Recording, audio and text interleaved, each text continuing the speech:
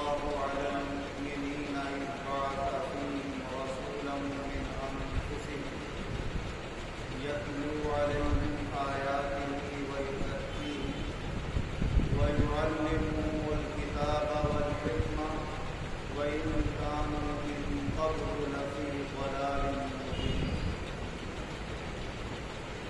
اللہ تبارک و تعالی اپنے کلام عظیم میں ارشاد فرما رہا ہے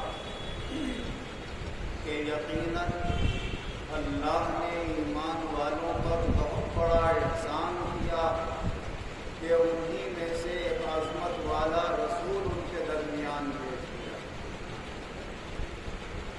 جو ان کے سامنے اللہ کی آیتیں تلاوت کرتا ہے اور انہیں ہر طرح کی خرابی سے پاک صاف کرتا ہے، علم و حکمت کی انہیں باتیں سکھاتا ہے، اگرچہ یہ لوگ اس سے پہلے کھلی ہوئی گمراہی میں۔ اللہ تبارک و تعالی ہمیں اپنے خاص رسول اور اپنے محبوب کو عنایت فرما کر ہمیں یہ بتا رہا ہے کہ تم اس نعمت کی قدر کیا جانتے، یہ میں نے تمہارے اوپر سب سے بڑا احسان کیا ہے جو تمہیں اپنا خاص رسول عطا فرما دیا۔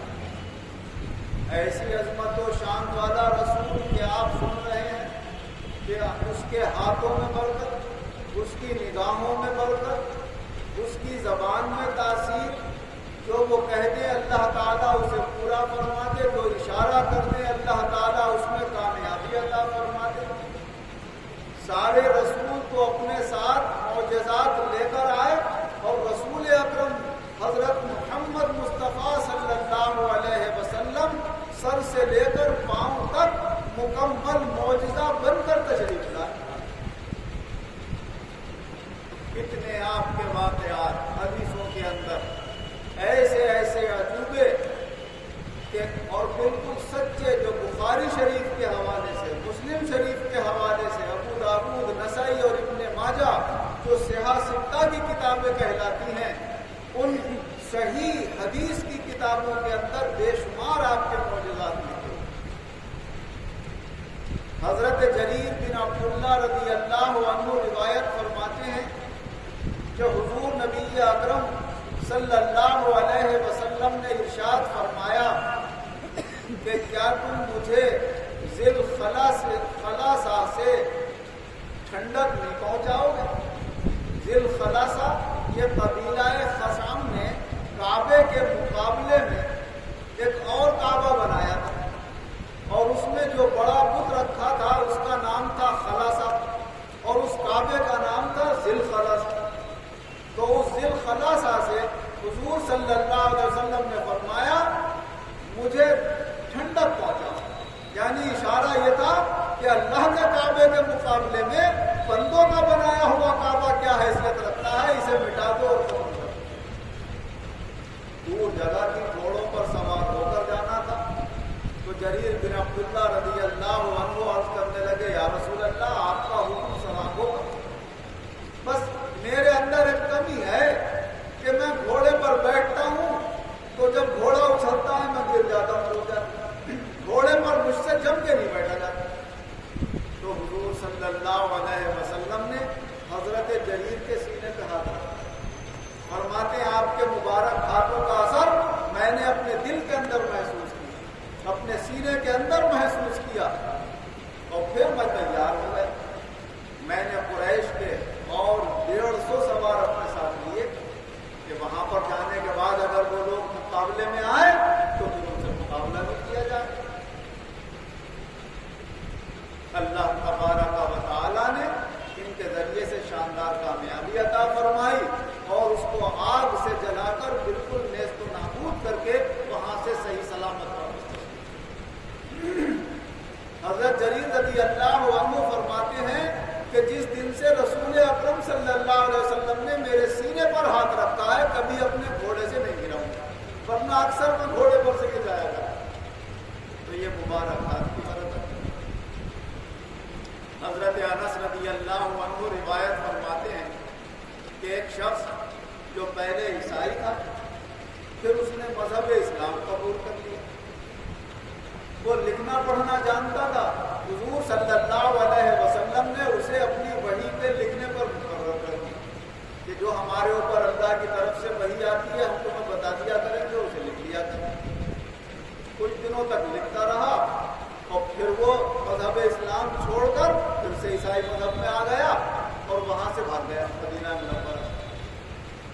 حضور صلی اللہ علیہ وسلم کو بڑا سلمان ہوا کہ یہ شخص ہمارے اتنے قریب رہ کر اور پھر ہمیں چھوڑ کر گئے۔ حضور صلی اللہ علیہ وسلم کے دل سے یہ بددعائی یا جملے نکلے۔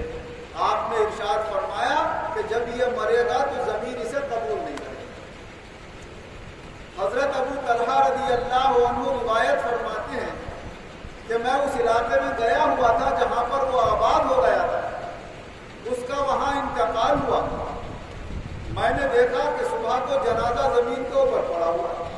وہاں کے لوگوں سے میں نے کہا یہ جنازہ اوپر کیسے پڑا ہوا ہے؟ اس میں کہا یہی ہوتا ہے روزہ، ہم دفن کرتے ہیں اور پھر جنازہ اوپر آ جاتا ہے، ہم دفن کرتے ہیں، زمین قبول ہی نہیں کرتی، کیونکہ رسول اکرم صلی اللہ علیہ وسلم نے فرمایا کہ اسے زمین قبول نہیں کرے گی، تو اب زمین کیسے قبول کر لی؟ زمین بھی تو ان کے اشاروں پر چل رہی ہے۔ اللہ نے جب اختیار دے دیا کہ تم زمین سے کہو گے جو وہ زمین پورا کرے گی، جو آسمان سے کہو گے آسمان پورا کرے گا، یہ تو اللہ تبارک و تعالیٰ نے ان کے اندر اپنی قدرت کے کرشمے ظاہر کرنا۔ حضرت ابو ایوب انصاری رضی اللہ عنہ روایت فرماتے ہیں کہ ایک مرتبہ ایک آواز آئی تو حضور صلی اللہ علیہ وسلم نے فرمایا ایک یہودی کو اس کی قبر میں عذاب دیا جا رہا ہے، یہ اس کی آواز ہے۔ بیٹھے ہیں یہاں اور قبر میں کیا ہو رہا ہے؟ اللہ تعالیٰ وہاں کے نظارے ظاہر فرما رہا ہے، وہاں کی آوازیں آپ تک پہنچا رہا ہے۔ جبکہ حضور نبی اکرم صلی اللہ علیہ وسلم نے ارشاد فرمایا کہ کافروں پر اور فاسق فاجر اللہ کے بندوں پر جو ظالم اور ستمگر ہوتے ہیں ان پر جو ان کی قبروں میں عذاب ہوتا ہے اور جس سے وہ چیخیں مارتے ہیں، ان کی چیخوں کی آواز انسان اور جنوں کے علاوہ اللہ کی ساری مخلوق سنتی ہے۔ تو جنوں اور انسانوں سے اللہ نے پردہ کر دیا ہے۔ اگر وہ آوازیں آتی رہیں قبرستانوں کی تو آدمی سوئے گا کیسے؟ آدمی کھائے گا اور پیے گا کیسے؟ اپنے بیوی بچوں کے ساتھ خوشی خوشی زندگی کیسے گزارے گا؟ لوگوں کی تو زندگی دشوار ہو جائے گی۔ وہ تو اللہ تعالیٰ نے اپنے رسول صلی اللہ علیہ وسلم کو اتنی ہمت عطا فرمائی کہ وہاں کے معاملات بھی اللہ پر ظاہر فرماتے ہیں۔ ایک روایت حضرت جابر رضی اللہ عنہ سے ہے کہ حضور صلی اللہ علیہ وسلم کسی غزوے سے تشریف لا رہے تھے، راستے میں اچانک تیز آندھی آئی، ریتیلے علاقے ہوتے تھے، ریت کے ٹیلے آندھی سے بن جایا کرتے۔ فرماتے ایسا لگتا تھا کہ بس ہم جتنے بھی سوار ہیں یہیں پر دفن ہو جائیں گے۔ تو حضور صلی اللہ علیہ وسلم نے فرمایا گھبرانے کی کوئی بات نہیں، یہ ہوا اللہ تعالیٰ نے ایک بہت بڑے منافق کی موت کے لیے بھیجی۔ جب ہم مدینے سے سب لوگ آ گئے تو جو مدینے کا ایک بہت بڑا منافق تھا، جو رفاع اس کا نام تھا، فرمایا اس کا انتقال ہوا۔ تو معلوم یہ ہوا کہ چلنے والی ہوا بھی آ کر بتا دیتی ہے یا رسول اللہ، اللہ نے مجھے اس غرض کے لیے بھیجا ہے۔ حضرت غوث اعظم محبوب سبحانی شیخ عبد القادر جیلانی رحمۃ اللہ علیہ فرماتے ہیں کہ یہ جو مہینے اور سال گزرتے ہیں، تمر وتنقضی اللہ تعالی وتخبرنی بما یاتی ویجری وتعلمنی فاقصر عن جلالی۔ ہر مہینہ مجھے آ کر بتا دیتا ہے کہ میرے اندر کیا واقعات پیش آنے والے ہیں، ہر دن مجھے بتا دیتا ہے کہ آج میرے اندر کیا ہونا ہے، ہر ہفتہ اور سال آ کر بتا دیتا ہے کہ میرے اندر کیا ہونا ہے۔ جب اللہ اپنے ولیوں پر یہ حالات ظاہر کر دے تو جو نبیوں کا سردار ہوگا اس کا عالم کیا ہوگا؟ اللہ ہی ان کے مرتبے اور مقام کو پہچانتا ہے، ہمارے بس کی بات نہیں جو ہم ان کے مرتبے کو سمجھ سکیں۔ ہماری کیا حقیقت ہے کہ ہم بتلا سکیں محبوب رب کی انتہا کیا ہے؟ تو وہ تو محبوب رب ہے، ان کے مرتبے اور مقام کو بس اللہ ہی جانتا ہے۔ اللہ تبارک و تعالیٰ ان کی عظمت و محبت ہم سب کے دلوں میں قائم فرمائے اور اپنی اور اپنے رسول کی محبت ساری چیزوں پر غالب فرمائے۔ آمین وآخر دعوانا الحمد للہ۔ والصلاة والسلام على خير خلقه محمد وآله وأصحابه أجمعين۔ اے اللہ ہمارے گناہوں کو معاف فرما، آئندہ گناہوں سے بچنے کی توفیق عطا فرما، جو بیمار ہیں انہیں شفا عطا فرما، جو قرض دار ہیں انہیں قرضوں سے نجات عطا فرما، جو بے روزگار ہیں انہیں اچھے روزگار عطا فرما، جو برسر روزگار ہیں ان کے روزگاروں میں خیر و برکت عطا فرما، خاص طور سے تمام عالم کے مسلمانوں کے ایمانوں میں اور زیادہ قوت پیدا ہو، اعمال خیر کی اور زیادہ توفیق عطا فرما، ایک دوسرے کا حمایت کی، ایک دوسرے کا خیر خواہ، دنیا اور آخرت دونوں